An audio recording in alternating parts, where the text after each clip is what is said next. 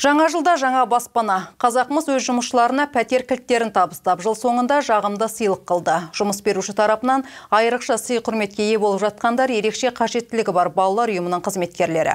Мереке қарсаңында Қазақмыс қызметкерлеріне пәтер кілттерін табыстады. Осы жолғы шаршы метрлерді иеленген бақытты жандар ерекше қажеттілігі бар балалар ұйымының қызметкерлері. Қарағанды, Балқаш және Жезқазған қалаларындағы 53 отбасы жаңа баспанамен қамтылды. Өте қуаныштымыз үй беріп атқанына. Аллаға мұнда бір шүкір, осындай возможностьқа. Қазақмысқа рахмет. Неше бөлмелі квартира? 4 бөлмелі квартира беріп атыр. 6 балалы отбасымыз. Рахмет, үлкен рахмет. Көптен бері осы қол жеткізе алмай жүрген мынау пәтерге бірнеше жыл бойы жалдаған болатынбыз. Міне бүгін сол қуанышқа толы болып отырмыз.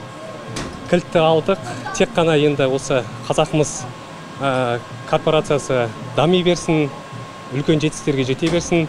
Осы жаңа жылда жаңа табыстарға жете беріңіздер. Қазақмыс жаңа пәтерлер үшін биыл 3 миллиард теңге қаржы бөлді. Айта кететін жайт, бұл холдингтің алғашқы акциясы емес. Өткен жылы балаларды қорғау күніне орай Қазақмыс ерекше қажеттіліктері бар балаларды тәрбиелеп отырған 35 қызметкердің отбасына пәтер кілтін сыйлады.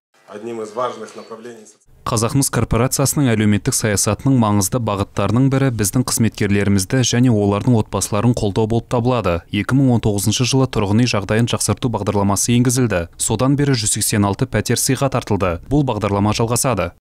Қазақмыс өз қызметкерлерінің әл-ауқатын жақсарту үшін үнемі жаңа әлеуметтік бағдарламалар енгізіп отырады. Соңғы 3 жылда холдинг көп балалы қызметкерлердің отбасыларын тұрғын үймен қамтамасыз ету бағдарламасы бойынша 186 пәтер сыйға тартты. Жобаның жалпы құны 4 миллиард теңгені құрап, барлық пәтерлер жиһазбен және тұрмыстық техникамен жабдықталған.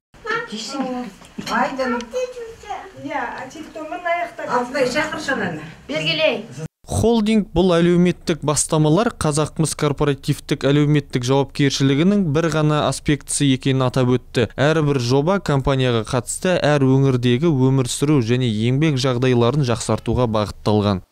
Еркеғали Бекболат, Данил Заславский, 5-ші арна.